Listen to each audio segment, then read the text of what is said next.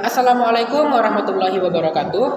Selamat siang semuanya. Saya Ahmad Adrian dari Prodi Teknologi Informasi NPM 22081000005, mata kuliah Logika dan Algoritma.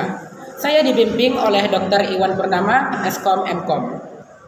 Suatu masalah itu bisa diselesaikan melalui langkah-langkah atau prosedur tertentu. Maka dari itu, kita akan menggunakan flowchart untuk menyelesaikan masalah dengan lebih mudah. Di sini saya akan membahas mengenai flowchart atau yang biasa kita sebut sebagai bagan alir.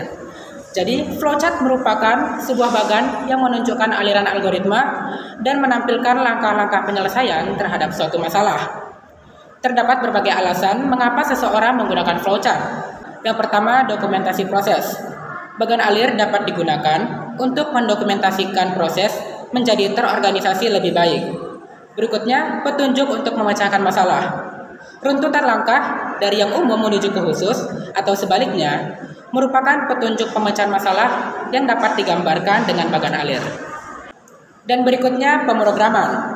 Bagan alir dapat digunakan untuk menggambarkan garis besar program yang akan dibuat. Bagan alir juga digunakan untuk merancang navigasi pengguna pada tampilan atau user surface aplikasi yang akan dibuat. Berikutnya, kita akan masuk kepada simbol-simbol bagan alir.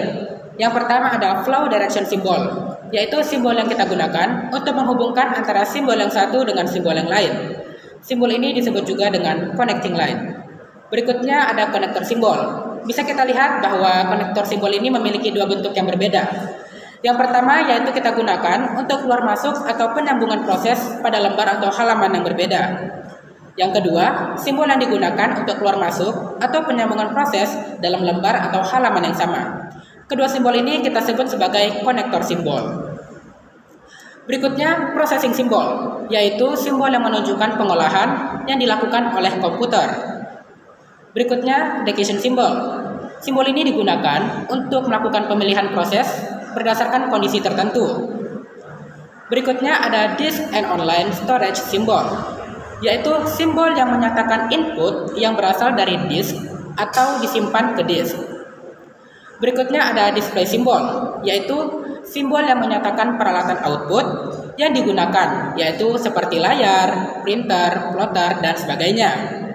Berikutnya ada input-output symbol, yaitu simbol yang kita gunakan untuk menyatakan proses input dan output tanpa tergantung dengan jenis peralatannya. Berikutnya ada manual input symbol, yaitu simbol yang kita gunakan untuk memasukkan data secara manual online keyboard. Berikutnya ada manual operation symbol. Simbol ini kita gunakan untuk menunjukkan pengolahan yang tidak dilakukan oleh komputer. Ini merupakan kebalikan dari processing symbol. Berikutnya ada predefined process symbol, yaitu simbol yang menunjukkan pelaksanaan suatu bagian atau subprogram dalam suatu prosedur. Berikutnya ada preparation symbol. Simbol ini kita gunakan untuk mempersiapkan penyimpanan yang akan digunakan sebagai tempat pengolahan di dalam storage. Berikutnya ada terminator symbol. Simbol ini kita gunakan untuk permulaan atau start atau akhir dari suatu kegiatan atau langkah kerja. Berikutnya ada magnetic tape symbol, yaitu simbol yang menyatakan input yang berasal dari pita magnetik atau output yang disimpan ke pita magnetik. Berikutnya ada punch card symbol, yaitu simbol yang kita gunakan untuk menyatakan input berasal dari kartu atau output ditulis ke dalam kartu. Dan yang terakhir ada dokumen simbol. Simbol ini kita gunakan untuk menyatakan input berasal dari dokumen dalam bentuk kertas atau output yang dicetak ke kertas. Baiklah, setelah kita membahas mengenai pengertian serta simbol-simbol dari flowchart, kita akan masuk ke dalam salah satu contohnya.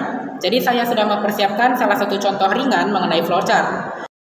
Baiklah, berikut ini merupakan cara meregistrasi kartu Telkomsel. Yang pertama, catat NIK Anda berdasarkan KTP.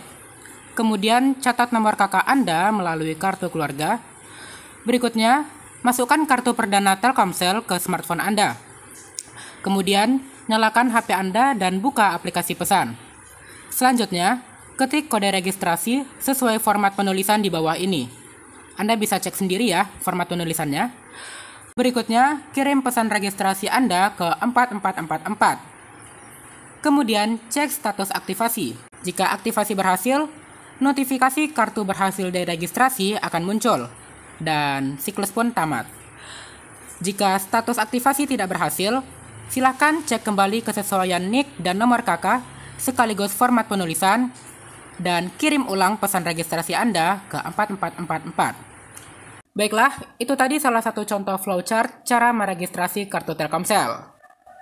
Baiklah, demikian penjelasan saya mengenai flowchart, fungsi flowchart serta simbol-simbolnya dan juga contoh flowchart tersebut. Saya mohon maaf jika ada kekurangan dalam penjelasan saya. Silakan like, comment, subscribe, and share jika konten saya ini bermanfaat untuk kalian semua. Saya akhiri. Assalamualaikum warahmatullahi wabarakatuh. Sampai jumpa semuanya.